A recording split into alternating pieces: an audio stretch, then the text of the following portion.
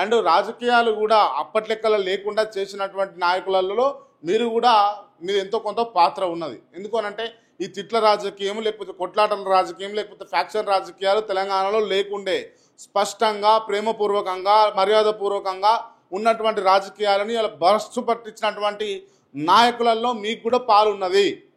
దీన్ని మీరు ఒప్పుకోవాల్సిందే. ఎందుకు అనంటే బూతులు తిడితేనే లీడర్ అన్నదానికి ఇలా రేవంత్ రెడ్డి గారు పరాకాష్ఠగా చేరిర్రు. దాన్ని బేస్ చేసుకొని చాలామంది రేవంత్ రెడ్డి గారి భాషలో చెప్పాలంటే దొంగలు లంగలు కూడా తయారయ్యారు. కొంతమంది జర్నలిస్టులు స్పృహతోటే ఉన్నారు. మీరు గమనించుకోవాలి ఈ అంశాలను. అనవసరంగా నోర్లు పారేసుకొని ఈ ట్యూబు ఆ ట్యూబు అని అంటే కనుక ఈ ట్యూబుల కథ ఏంది, ట్యూబుల వ్యవహారం ఏందో మీకు రానున్న రోజుల్లో చూపిస్తారు. ట్యూబులు అంతా ఆషామాషి కావు, చూసుకోండి జరా. మొదటిసారి నేనే ముఖ్యమంత్రి అవుతా, రెండోసారి నేనే ముఖ్యమంత్రి అవుతా. మొదటిసారి బీఆర్ఎస్ పార్టీపై వ్యతిరేకతతో మాకు ఓటు వేశారు, రెండవసారి మాపై ప్రేమతో ఓటు వేస్తారు. సంక్షేమ పథకాల లబ్ధిదారులే మా ఓటర్లు. 25 లక్షల పైచిలకు రుణమాఫీ జరిగింది. ఒక్క కుటుంబంలో 4 ఉన్నా కూడా 1 కోటి మంది మహిళా కోటీశ్వరులను చేస్తా. మహిళలకు ఇప్పుడు మాట్లాడకపోయినా ఓటు మాకే వేస్తారు. రేవంత్ రెడ్డి చెప్తున్నటువంటి అంశాలు ఇవన్నీ కూడా. సో మంచిదే, చేస్తే మంచిదే, ఓట్లు వేయించుకోర్రి బ్రహ్మాండంగా.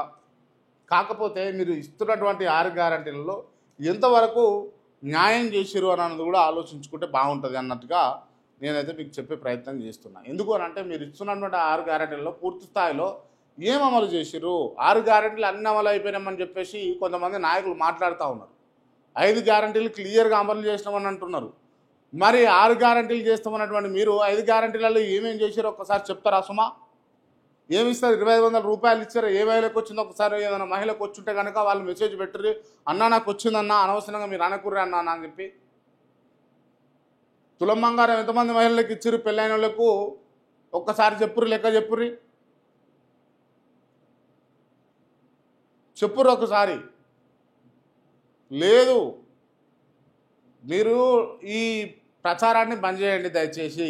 సాటిస్ఫైడ్గా తెలంగాణ రాష్ట్ర ప్రజలు లేరు, ప్రస్తుతం ఇబ్బంది పడుతూ ఉన్నారు.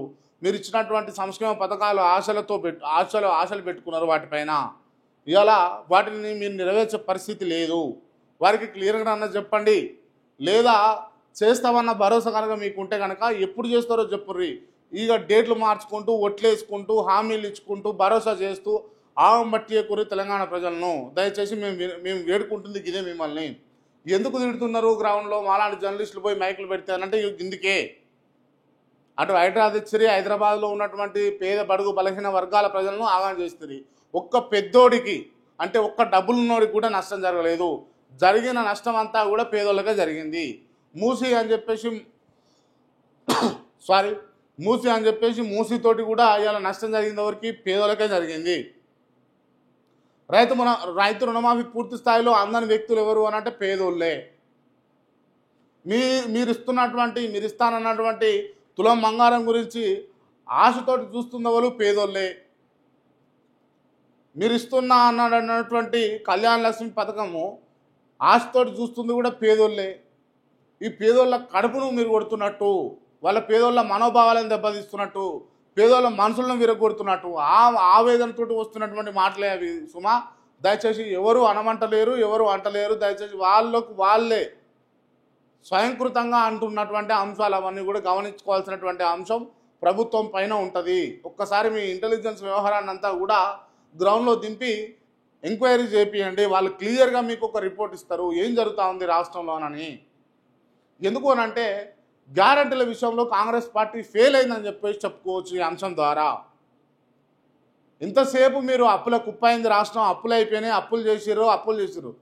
ఎస్, అప్పులు చేసిరనే కదా కేసీఆర్ను పామౌలుకు పంపించింది. ఇలా మీకు అధికారం అప్పచెప్పింది. ఇక మీరు పాడిందే పాడతాడు పాసపనుల సోమడు అన్నట్టుగా ఎందుకు అదే పాట పాడుతూ ఉన్నారు?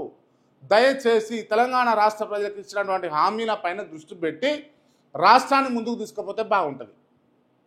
ఎంతసేపు బూతులు, ఎంతసేపు అరెస్టులు, ఎంతసేపు కొట్లాటలు, ఎంతసేపు ఇబ్బందులు, ఇవేనా రాష్ట్రంలో?